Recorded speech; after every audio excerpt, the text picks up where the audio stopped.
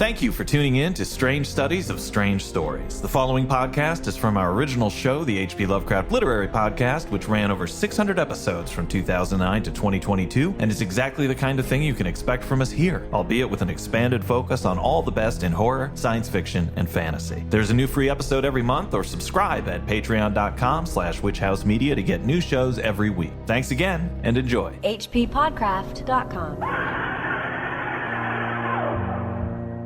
Two boys, who were brothers because they had the same parents, had an uncle in common too, who had to have his leg taken off. This made their uncle such an object of interest in the boys' eyes that the parents decided they would have to be given a scientific explanation of the affair to put their minds at rest. Uncle had got a hole in his toe, and a lot of animals had crawled in through the hole and right up his leg. These animals were so small that you couldn't even see them. Father called them bacteria, and mother bacilli, so that the elder boy chose to call them bactilla, and the younger batteries. These strange animals crawled up in a red strip up Uncle's leg, so the leg had to be sawn off before they had reached his body, for if they did that, Uncle would die. But now he had an artificial leg and was still alive, and the leg was just as good as a real one. With this explanation, the parents thought their children were content. As a father of two young boys, I'm feeling very confident that this story is not going to disturb or upset me in any way.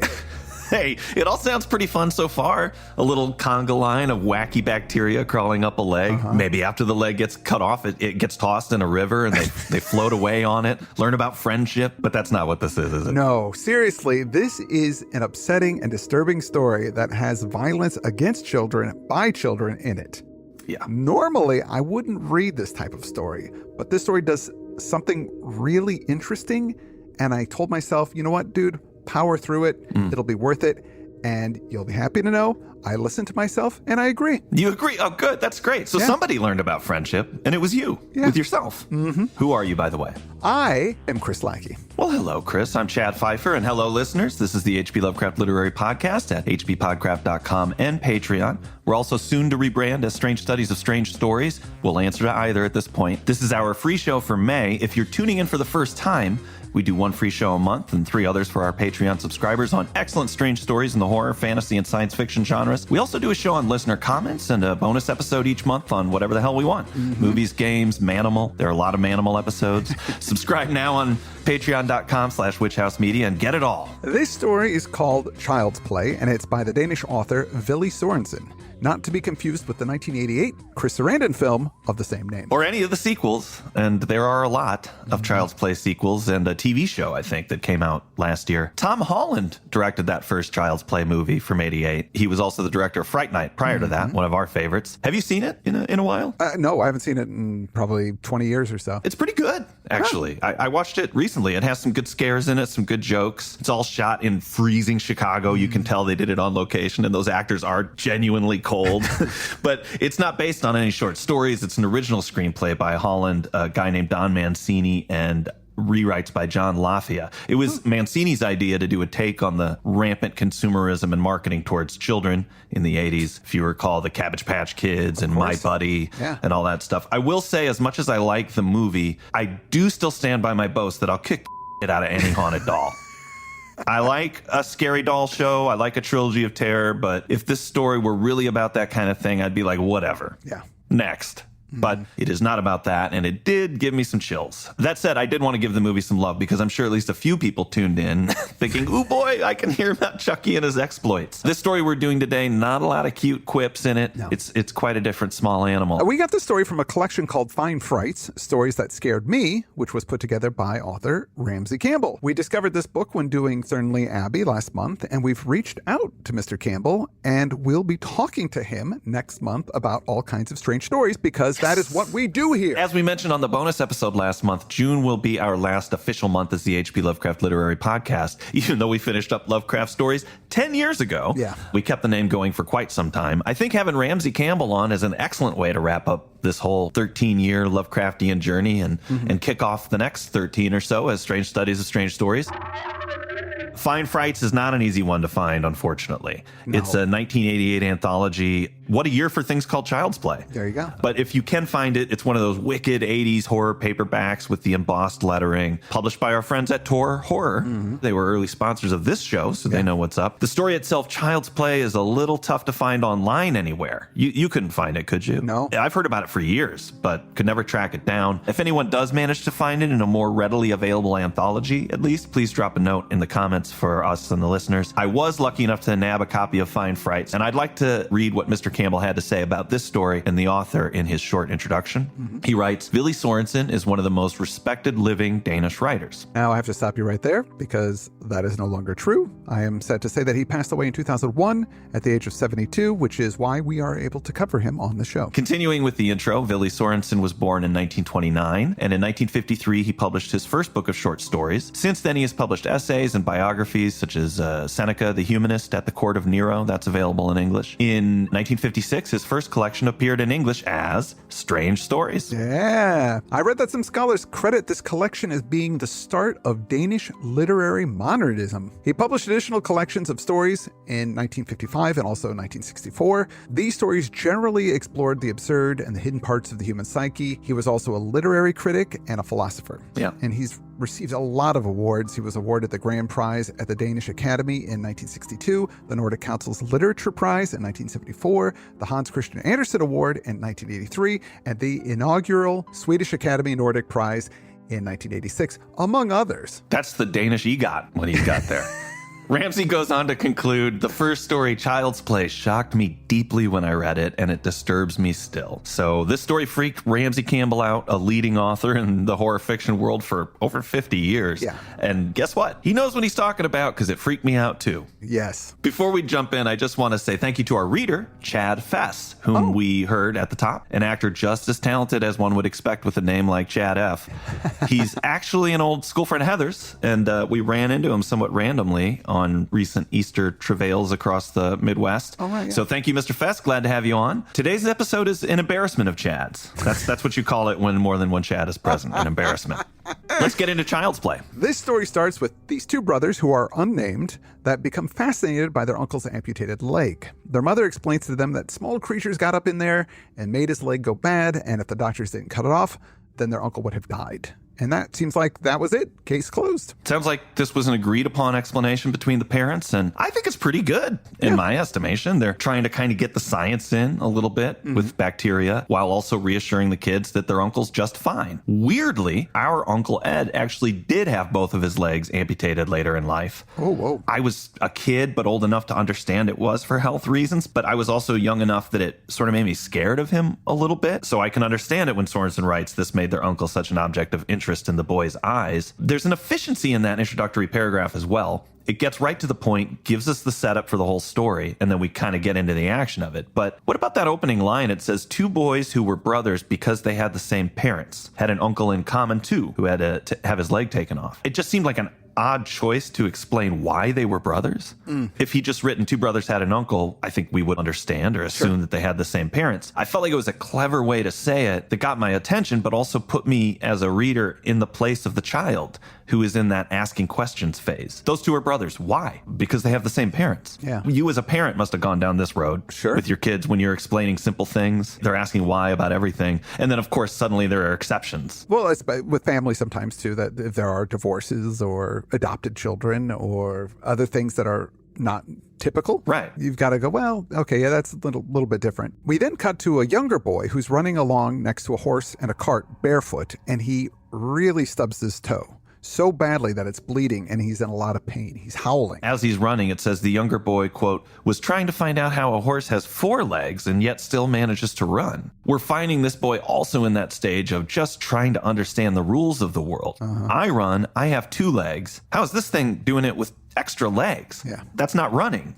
Is it? He stubs his toes as the two brothers are coming by. Right away, I was like, oh no. Yeah. Is that where this is going? Sorensen tips it actually right away when he says he hopped about on one leg and screwed up his little face that would never get any bigger. It's not going to work out here. Yeah. So these two brothers come to the aid of this boy and explain to him that he needs to see a doctor because he probably has blood poisoning. The younger brother calls the bacteria batteries. And the older brother corrects him and says, no, it's bacteria, which is, of course, wrong as well. Important lesson here, taking medical advice from kids is not the way to go, but still slightly better than the internet. Yeah. People who don't understand things often think they understand them very well. Yeah. Unfortunately. Once you start to get a little bit of knowledge, you get a lot of confidence. And people are like that on lots of things. It's that transmissibility of information. You know, you watch a television show about some culture and then you start blabbing about it and somebody hears that from you. They didn't hear the source. As far as they know, it was an expert that told them that. And so they repeat whatever things you got wrong, you know? Yeah. And these parents try to explain infection the way they understand it to the kid. They're not wrong. But these boys then go on to explain it with that transmissibility to this other kid. Hey, look, you've got a hole in your leg now, so little animals are going to climb up in there. So the horse kid doesn't believe them, and he says, I'm not afraid of dying if that's the worst thing that's going to happen. But he's probably saying this because he doesn't know what death means, what it means to die. Not at all. And the kid, he says, well, when he grows up, I want to be a horse. That's my goal because horses are just rad. I get the impression that this kid is pretty young, if he's so young that he thinks that he has got the potential to actually change into another life form. But it's relatable. I mean, I think I've related on the show before that I was sitting on an egg when I was little because I thought it might hatch a little version of me. And I thought that wasn't even an experiment. I was pretty sure that was going to happen. Yeah. They're trying to reason with the kid. Dying means you can't play anymore. It means you can't eat anymore. And if that leg doesn't come off now, you're going to die. Yeah. It's nice because at first they say he needs to see a doctor. At least they pitch a doctor to him, but the kid does not want to see a doctor. Since this kid is doctor adverse, the older brother suggests that they can perform the procedure at his house. So the kid agrees, and we find out his name is Peter. It gets out of hand so fast. We can talk about it later, but I don't think they set out that day to saw off a leg. No. This is like the worst kind of meet cute of all time. Kids with the saw and this misunderstanding run into a kid who stubs his toe. Horror blooms. Now, you can probably see where the story is going, and it does go there. We learn at this point that the older boy luckily has a saw. Yeah. It says, the two big boys began to feel sorry for him. Never mind, said the eldest. We will do it. We'll take him home and saw off his leg. We can use my fret saw. But we can't do that, the younger says. Of course we can. A thin leg like that's nothing after the tree trunk I sawed up as easy as anything the day before yesterday. Oh, God. Just brought me back to being a kid, though, because my garage was full of my dad's tools. He had tons of stuff. And all I wanted to do was goof around with those tools. We had fret saws. We had all kinds of saws. Yeah. And I got to know all of them because I would just take them down in the ravine, take branches off of trees, saw anything. Yeah. And sometimes I'd decide I was going to get a bunch of tools together and a bunch of wood and build a tree house in an afternoon or something. And I'd abandon it pretty quickly because I had no idea what I was doing. I'd try to nail things together to make a structure and it would fall apart. I just didn't understand. And this reminded me, too, of when I tried to build my robot, which I think I've talked about before on the show. Where your robot. I had cardboard boxes that I had taped together in the shape of a humanoid, and then I stuck a bunch of wires in it, and it didn't move. And I so deeply remember the confusion, like, what am I doing wrong here? Why is this not working? Yeah. Because I just was so out of my depth. I so didn't understand how these things work. And that's where these kids are. This was really early episodes of this show. We talked about these things because I remember discussing that my sister and I had built our smile machine, which was, a cardboard box that had yarn attached to bent paper clips that you would insert into both sides of the mouth and pull from either side to make the person smile, which thankfully our parents stopped mid-demo when they saw what was going on there. Thank God we were a couple of show-offs and didn't test it in private. Yeah. We wanted to have a big Tony Stark-like exhibition. Which meant we got halted. But if that hadn't have been that way, I'd be looking like the Joker right now. Whoa. And that's so played out. So the brothers are excited about doing this operation because they're going to save this kid's life, and they're going to get in the newspapers. Extra, extra, read all about it. Two little kids saw off another kid's leg and saved the day. The reassurance they got from their parents about the uncle's artificial leg is not helping either. They were like, oh, that leg's fine. It's great. It's better than the one he had before. So that's what they think. The boy says, I want to have my leg. I want your leg, too. I'm a horse. They say, you know what? We'll let you keep it. And you'll get an artificial leg, too, which is just as good as a real one. And then you'll have 3. But we got to hurry up because the bacteria can run very quickly up a little leg like yours. The kid says, can I have my leg to keep? The boy says, of course, you can take it home and play with it. Oh, God. Ramsey Campbell says he was shocked by this story. It's not really the thing that happens. It is shocking what happens, but it's this stuff, these misunderstandings that are flying around and the way the dialogue is so credibly presented. So the two brothers are very excited to save a life, and the young boy is so excited to become a horse, so they get on with it. Luckily, there was no one there when they got home. So they laid Peter ready on the kitchen table, and the eldest boy went to look for his fret saw. Peter was babbling away about how fast horses could run and did not suspect anything, even when the little boy pulled off his trousers and his brother picked up the saw. But as soon as the teeth of the saw touched his leg, he started kicking wildly and screaming that he wanted to go home. The boys found it quite impossible to make him see reason, and there was nothing for it but to tie him down with the clothesline. He had surprising strength, although he was so small, and it was a terribly long time before they managed to tie the rope properly round his body and then round the table legs. But at last he was tied so that he could not move. He still shrieked so hysterically, though, that the elder brother could not make himself heard when he gave orders to the younger, and he had to stuff a handkerchief into the screaming mouth. He got his fingers bitten until they bled, but that did not bother him. He was a plucky boy. Here's the point where one starts to wonder about the boys and humans in general. This is sort of a nature-nurture discussion that's happening, right? I mean, I was thinking, well, maybe they're misinformed, but once the screaming starts, don't you by nature step back, even with this misunderstanding, and think, okay, this is wrong in some way. I should ask an adult. Yeah. But they do think the kid might die. You know, I thought more about it. It's not like adults who have to go through this don't scream and resist. Sure. How many times in a war movie have you seen this exact scene? It's just among adults. Well, the leg's got to come off, you know, bite down on this or take a swig of whiskey or whatever. You don't think the surgeon is a monster for doing it. No. This same thing is playing out. I can only speak to my kids, but they're squeamish. Yeah. Anything like this, if a kid started screaming, even if they wanted to help, which that in and of itself is another thing that, kids don't really go out of their way to help out other kids, They just don't. If you think you'll get in the newspaper, though. Especially to the point of there's this kid going nuts and screaming. Yeah. I don't think that they could shut that off. That there is a lack of empathy that's going on there that would, like you said, make them reconsider. Like, wait a minute, maybe this isn't such a good idea. We should get a grown-up and find out what's going on. Yeah, you would think. They're surprised by the amount of blood, the difficulty in actually cutting this kid's leg. The older brother decides to try and let the younger brother give it a try. It's strange stuff to saw in. You try. And again, we have that lack of experience of the world making things worse because the young boy never gets to play with the saw, so he's excited about it. Oh. Says as he was not used to sawing, he did not notice anything strange about it and said, it's fun sawing. Yeah. This is the first thing he sawed, so he doesn't know any better. Blood wigs my kids. I mean, not like really wigs them out, but they get a little bit of blood is concern time. So again, the plausibility of them just being normal kids here is stretched a bit for me. So still unable to get the leg off, the older brother tries again, but there's blood everywhere and they realize that they're going to get in trouble because of this mess. And they just abandon the whole operation. The younger one points out that Peter will die from blood poisoning if they stop now.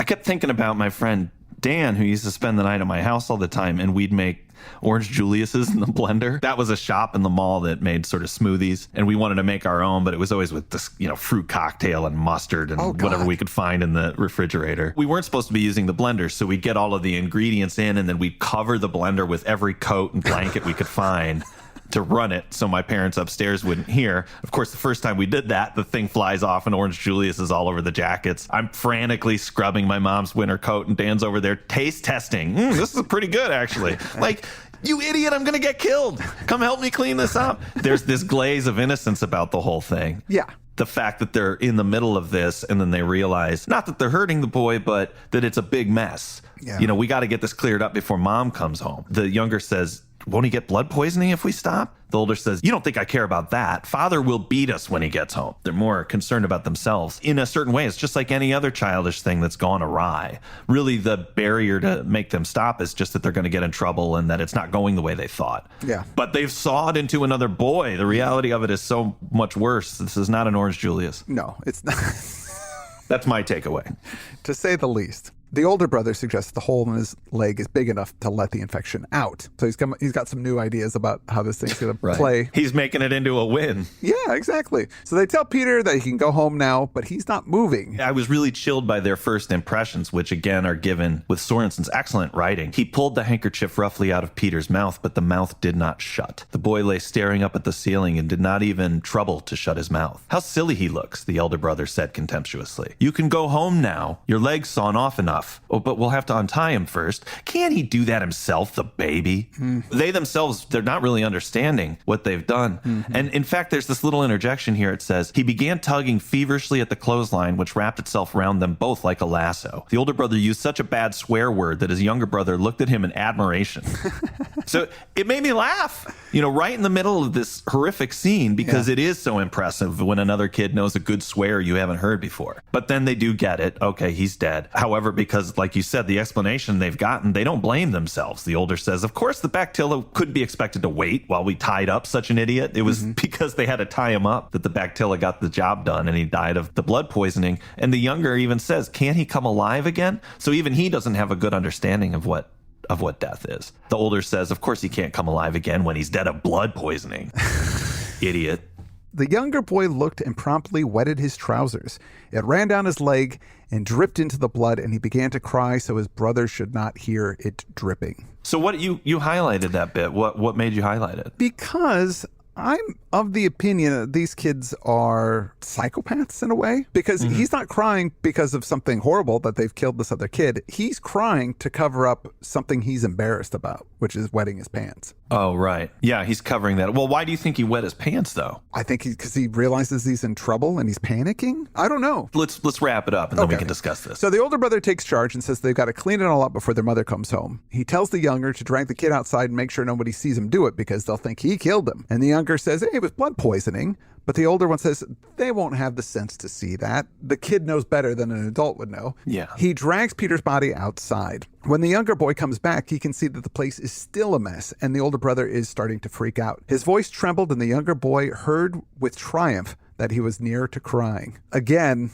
these kind of petty things are going on with these kids, even though this horrific thing has happened. The doorbell rings and they both wet their pants. They look outside and it's the police. The older brother wets him this time. And I feel like this is a little Lovecraftian. The thing you just cited where he sees that his older brother's freaked out and he feels a little triumph because of that. It's because his older brother is the aggressor and the influencer and the one who kind of pushes him around. In a Lovecraft story, there's the one insane guy and then the unwitting assistant who gets carried along with him who's just weaker willed, like the Hound or Reanimator. I feel like maybe they wet their pants for different reasons. I don't think they're both psychopaths, if that's the right word. I think maybe it's one, the guy, he's like, we'll saw it off ourselves. The older brother is clearly the one who's pushing the action here. This phrase struck me. It's the police. What did I tell you? Hissed his big brother, and he suddenly noticed that this was quite a new brother. One with a crooked mouth. He's suddenly become a different person in this moment. They ignore the ringing bell and try to keep cleaning.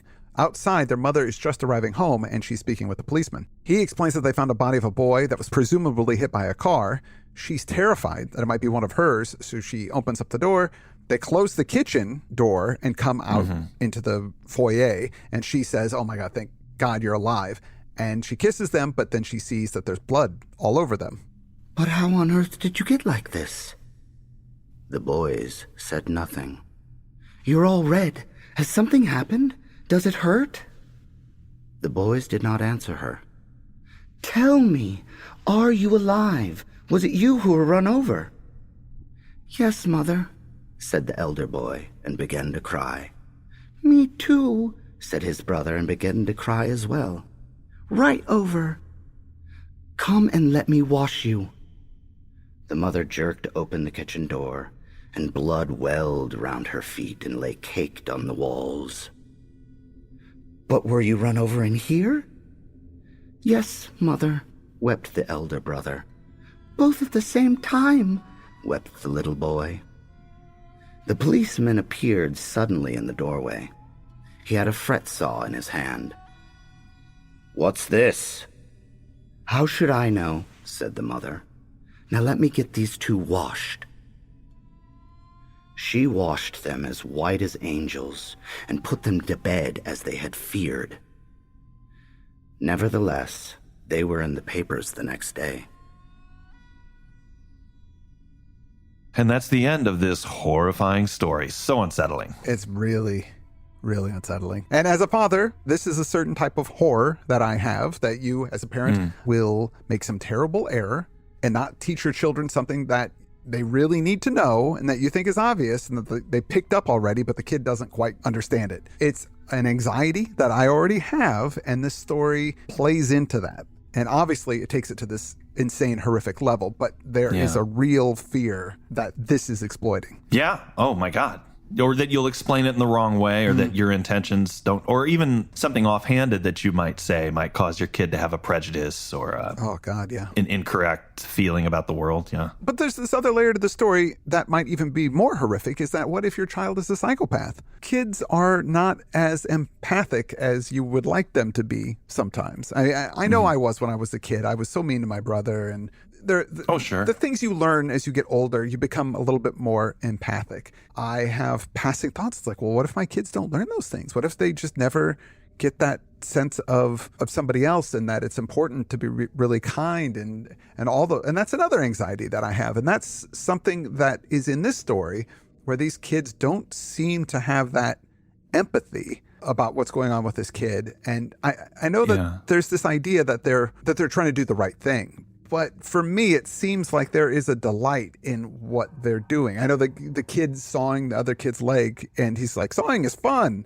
He could be experiencing fun while there's a kid screaming and bleeding all over the place. Like, it's just impossible for me to accept that as a reality of a normal child. It's so hard to say. I think that explaining it by saying that, these kids have some broken stuff in their heads kind of makes it safer. Oh, yeah. I didn't feel that safety in the story. I remember, there are things that definitely could have put me in juvie when I was little. I had a friend that had a compound bow, and I was mad at him, and I decided to shoot an arrow near him. Now, my error was I'm not going to miss. It flew right by his head. I could have killed that kid easily. Yeah. And I realized that after I did it, I can't just decide where this arrow is going to go. I might miss. But I had all the confidence in the world that was going to be just fine. The world they're going to say, well, you have a problem. That's why you did that. But it was just because, man, I just was developing. And physically, your brain is still developing. So empathy hasn't always kicked in yet. Yeah. The way this was constructed, it tapped into that misunderstanding of the world so that you didn't know for sure what was going on. No. Their parents told them that amputating that leg saved their uncle's life, and that's the knowledge they had to go on. And if you think about when you're a kid, all this medicine stuff is really confusing.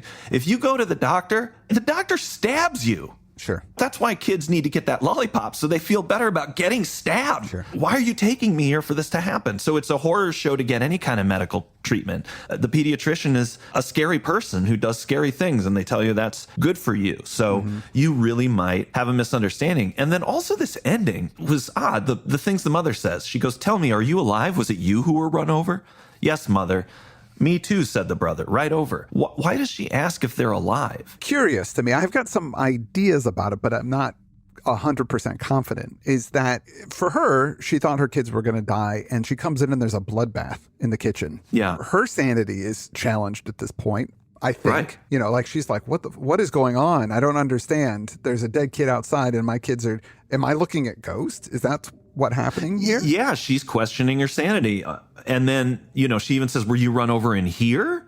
It's an odd thing to say. It feels real. Because say, you thought someone got hurt and then they're there. Yeah. Are you real? Is this really happening? Anybody might say that. So it could just be a realistic depiction of that dialogue. But I felt like her reaction was also connected a bit to the premise of we're all just kind of trying to figure out what's going on according to rules that we know. It says she washed them as white as angels and put them to bed as they had feared. Nevertheless, they were in the papers the next day. Yeah. Washed them white as angels. There's this, we as adults are very confident about what we know about the world, but there's a lot of us walking around with some very weird ideas of how this all works that we're firmly committed to. You don't know how this all turned out. This is a story from the 50s. There was that horse and cart, so I thought maybe it was from an earlier time, although they do think that maybe this kid got hit by a car. But I just didn't know, how are these children going to be dealt with? Yeah, that's a question I don't really understand about our society. That's something I haven't looked into. Like, what would happen if my kid killed another kid? I don't know. What goes on? Do child services come in and take them away? Or I'm not a psychiatrist, or I don't know anything about this stuff. But to bring it back around to the movie Child's Play,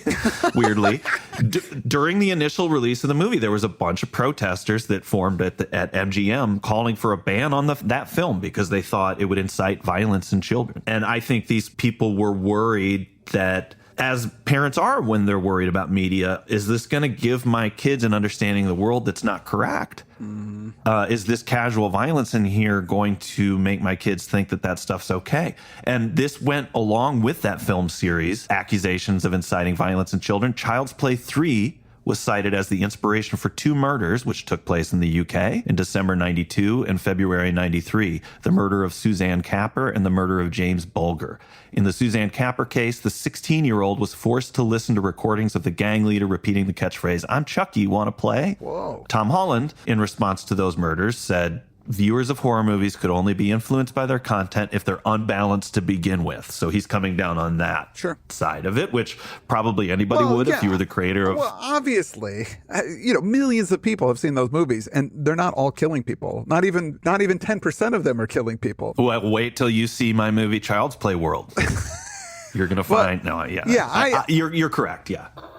I feel like this might be the darkest show we've ever done. We still had some laughs, though. We had a couple of laughs in there to try and, lighten things up. Even with our existential horror, there is a bit of detachment from it. And these things that we're talking about this story are very close to home in a number of ways. They are. And it is really unsettling and truly frightening in a way that we often don't deal with on the show. Yeah, and if you take, even if, obviously because it's about kids, but even if you take that angle out of it, just knowing there are people who are sure of some of the knowledge they have, and they can kill you with that confidence. Fortunately, next week we're going to cover another story from Ramsey Campbell's collection. This one is not as upsetting as this one, but it's still kind of upsetting. Yes, it's called Lost Memory. It's a science fiction horror story. I really enjoyed it. It's by an author called Peter Phillips, but it actually is thematically very similar to this, where it's horror predicated on a simple misunderstanding. So I think it's going to connect really well. But it is more fun because it's got, robots and words like Vrull in it and, sci-fi nonsense.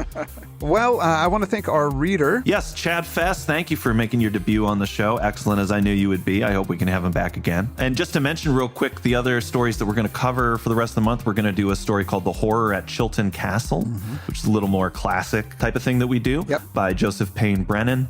And then we're going to close out with a story called The Necromancer, which is very old, and it's by an author named Arthur Gray. Next week, Lost Memory, will be talking more about this assumptions and how they can hurt us. And that's all we got for this week. I'm Chris Lackey. I'm Chad Pfeiffer. And you've been listening to Strange Studies of Strange Stories, and for a few weeks more, the H.P. Lovecraft Literary Podcast here at hppodcraft.com. hppodcraft.com.